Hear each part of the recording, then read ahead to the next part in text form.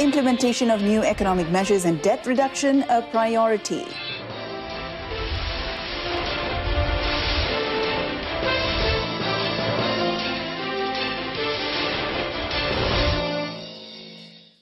Tun Dr. Mahathir Mohamad created history when he took the oath of office as the Prime Minister of Malaysia for the second time and at the age of 92. The PKR-led coalition chairman was sworn in as the 7th Prime Minister before the Yang di-Pertuan Agong Sultan Muhammad V at Istana Dr. Ali Hamzah.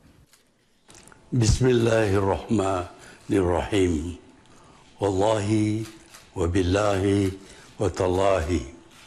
Saya Mahathir bin Mohamad setelah dilantik memegang jawatan Perdana Menteri dengan sesungguhnya bersumpah bahawa saya akan dengan jujur menunaikan kewajipan-kewajipan jawatan itu dengan segala daya upaya saya, bahawa saya akan menumpahkan taat setia yang sebenar kepada Malaysia dan akan memelihara, melindungi dan mempertahankan perlembagaannya. Bismillahirrahmanirrahim. Wallahi wa billahi wa tallahi.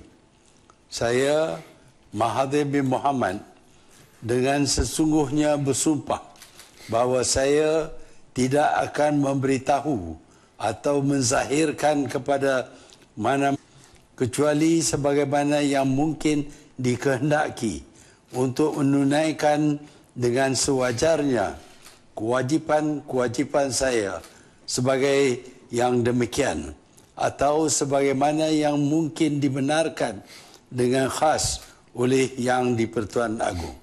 Tun Dr. Mahathir's wife, Tun Dr. Siti Hasmah Muhammad Ali, PKR President Datuk Seri Dr. Wan Azizah Wan Ismail, DAP Secretary General Lim Guan Eng, PPBM President Tan Sri Muhyiddin Yassin and Amanah President Mohamed Sabu were the other key leaders of the PKR-led coalition who were also present. Tun Dr. Mahathir first became the Prime Minister of Malaysia in 1981 at the age of 56. He was the country's 4th Prime Minister then, before stepping down from the post in 2003 after being in office for 22 years. Meanwhile, Prime Minister Tun Dr. Mahathir thanked the people of Malaysia for giving the mandate to the PKR-led coalition to form a new government. He also said among the top on his list will be the implementation of new economic measures, as well as reducing the national debt.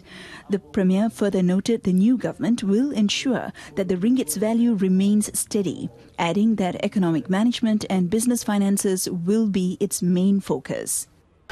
As you can see, we have a lot of things to do, but our concern for the economy and the finances of this country is the main thing. We will have to focus on these two things: the finances of this country and also the business finances as well as economic management. Tun Dr. Mahathir also said that he will be convening a Pakatan Presidential Council meeting to discuss the new cabinet lineup. We will have a meeting of the Presidential Council of the Pakatan Harapan because we have to discuss about the formation of the cabinet. Although I am Prime Minister, I am bound to consider the views of the component parties. The Premier said this at a press conference in Petaling Jaya, Selangor, held after the swearing-in ceremony. The Pakatan Harapan Presidential Council, a coalition of 4 parties, including PPBM, PKR, DAP and Amanah, took place this morning in Petaling Jaya. The coalition, which formed the federal government with a simple majority, won during the 14th general election on Wednesday. Parti Amanah Negara President Mohamed Sabu said the meeting is only a discussion before a decision is announced. Kami mesyuarat top 5 majlis Presiden Pakatan Harapan dan perbincangan tak ada tajuk tertentu, mungkin secara umum soal pembentukan kabinet dan apa yang nak dilakukan, perkara-perkara yang immediate oleh Kerajaan Pakatan Harapan. Yesterday, Tun Dr. Mahathir Mohamad said the meeting will discuss the formation of the new cabinet lineup. He said the government under his leadership would repeal oppressive and unjust legislation such as the Anti-Fake News Act and the National Security Council, besides promising to implement the party's manifesto. Singapore Prime Minister Lee Hsien Loong has extended his congratulations to Tun Dr. Mahathir Mohamad on being sworn in as the 7th Prime Minister of Malaysia. In a Facebook post, Lee Hsien Loong wished Tun Dr. Mahathir and his team every success. Lee also expressed his hope to meet the new PM in the near future. Malaysia is a vital partner of Singapore, and the two nations share a strong and deep bond. Lee expressed his belief that a lot more can be done when Singapore and Malaysia work together. He welcomed the cooperation of Tun Dr. Mahathir and Malaysia's new government. Former Thai Prime Minister Thaksin Shinawatra has extended his congratulations to Prime Minister Tun Dr. Mahathir Mohamad for his spectacular comeback by winning the hotly contested general elections. The former Thai Premier said in his email that the power of the people had spoken loud and clear, and it was very obvious that the country's electorate did not only remember his outstanding legacy, but needed his leadership. Thaksin also wrote about his close working experience with Tun Mahathir and is confident the newly elected Malaysian Prime Minister will lead the country to a successful future. Thaksin also shared in his email an undated picture of himself and Dr. Mahathir. Meanwhile, Australian Senator Dean Smith also sent his congratulations to Tun Dr. Mahathir on his appointment as the 7th Malaysian Prime Minister. Senator Dean Smith congratulated Tun Dr. Mahathir on his extraordinary victory. Tun Dr. Mahathir will be the oldest Prime Minister in the world at the age of 92. Senator Smith predicts that the Premier will bring a big wave of change based on his previous experience of leading Malaysia. The world is not only waiting to see Tun Dr. Mahathir's vision for Malaysia, but also for the Asian region. Coming up next, 14 in Pulau Pinang nabbed for obstructing EC officers.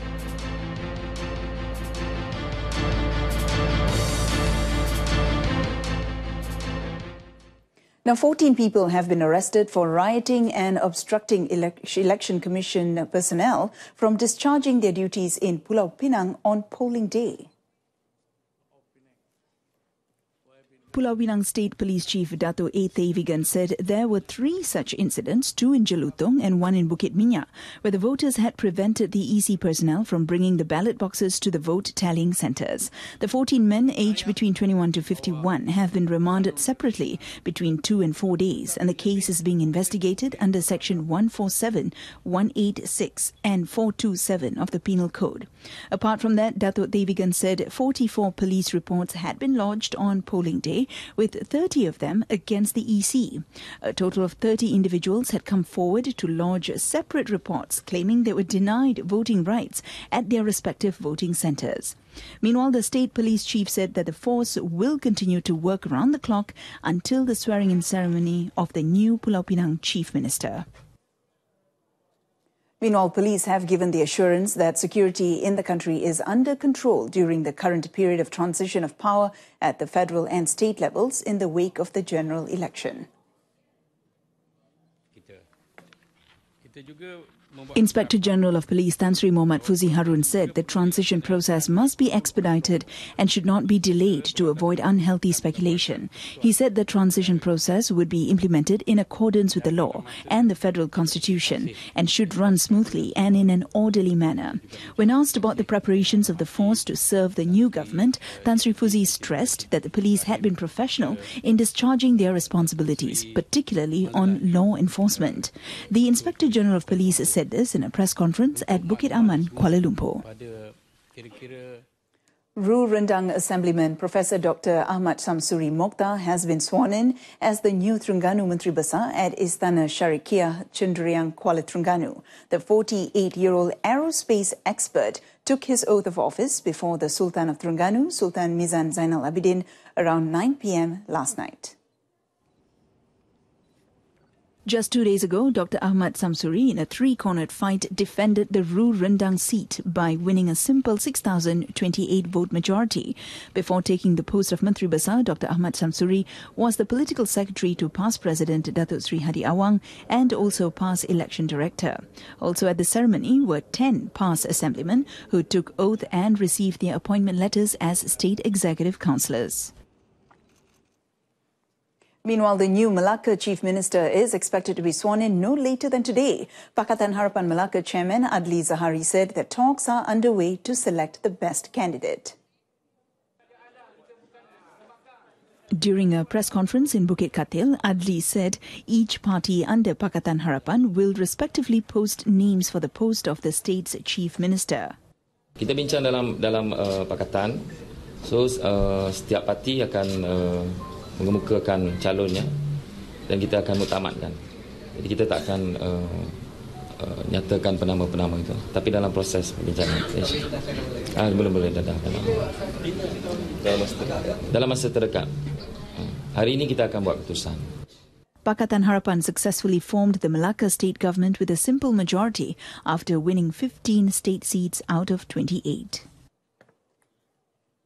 Pakatan Harapan Jempol candidate Kamaruzaman Kamdias, who lost the parliament seat by 1,631 votes, will file an election petition against the Election Commission. He explained preliminary results showed Pakatan had won, which contrasts the results announced by the EC in favour of Barisan Nasional. Apabila wakil calon masuk ke pusat pengumpulan undi di bilik gerakan SPR P127, 127, wakil calon saya dinafikan. Wakil calon saya dinafikan hak dia untuk meminta beberapa penjelasan penting. In a press conference in Seremban, he said that the EC gave excuses and that his counting agent was still entering data of the numbers of ballot papers just received from 8 polling streams in Bandar Baru Serting Jempol. Kamaruzaman said that the EC had overstepped the stipulated regulations and guidelines, even though his counting agent had rightfully requested for a recount. Perak Barisan Nasional Chairman Datuk Sri Zamri Abdul Kadir is expected to meet with the Sultan of Perak, Sultan Nazrin Muizuddin Shah, and seek royal consent to form the Perak government today. The former Perak Menteri Besar claims BN has enough seats, even though it had won 27 seats, with PKR winning 29 state seats contested. The statement for Datuk Sri Zamri to seek audience with the Perak Sultan was read out by the Menteri Besar's Office Media and Communications Director Nizamuddin Mat Isa. Justru itu, Datuk Seri Dr. Zamri akan memohon untuk menghadap ke bawah duli Yang Maha Mulia Paduka Seri Sultan Perak, Sultan Nazrin Muizuddin Shah, Ibni Almarhum Sultan Azlan Muhibbuddin Shah Al-Maghfurullah bagi menyembah maklum akan kedudukan terkini dan mendapatkan perkenan ke bawah duli Tuanku untuk membolehkan Kerajaan Negeri Perak bagi penggal ke-14 dibentuk sesuai dengan Undang-Undang Tubuh Negeri Perak. So far, none of the parties which contested had garnered a simple majority of 30 seats in the hotly contested general elections. In the GE14 election results, Pakatan Harapan had won 29 seats, 2 seats more than BN, whereby PAS had won 3. And that concludes this afternoon's News on 2. In our top story, implementation of new economic measures and debt reduction a priority for new coalition government. Join us again at 7 this evening. I'm Mohana Priya. Thanks for watching.